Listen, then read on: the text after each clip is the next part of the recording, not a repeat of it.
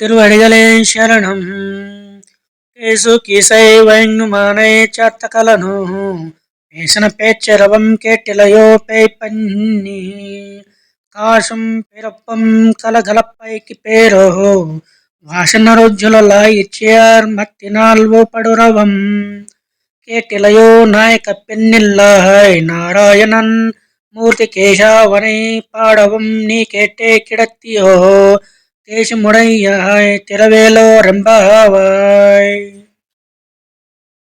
ఓయి పిచ్చి పిల్ల, భరద్వాజ పక్షులన్నీ కీచుకీచుమంటూ చేస్తున్న కలకలములు వినపడలేదా? అదిగో సువాసనలు వెదజల్లుతున్న కురులు గల ఆ గోపకాంతులు తాము ధరించిన ఆ భరణాలన్నీ ధ్వనించేట్టుగా చేతులు తిలుపుచూ కవ్వాలతో పెరుగు చిలుకుతున్నారు. ఆ ధ్వనులేవి వినపడలేదా? నీవు మాకు నాయకురాలివి కదా, భాగవద్ విషయమానుభవము నెరిగిన దానవు.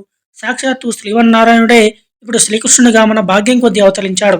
మన కొరకే కేసి మొదలైన రాక్షసులను చంపి మన కష్టాల్లో గట్టెక్కించాడు. మనమంతా అతనికి కృతజ్ఞులమై అతని గుణగానం చేస్తున్నాము. అయినా వాణ్ణి వింటూనే ఇంక నువ్వు పడుకుని ఉంటివే. మేము పాడే ఈ పాటల ఆనందంతో నీవు మెలిసిపోతున్నావులే. ఇక నేను లేచిరమ్మా తల్లి, వ్రతం ఆచరించడానికి ఇంక నువ్వు ఆలస్యం దేనికి అని ఒక గోపకన్యకను లేపుతోంది ఆండాళ్ళ తల్లి.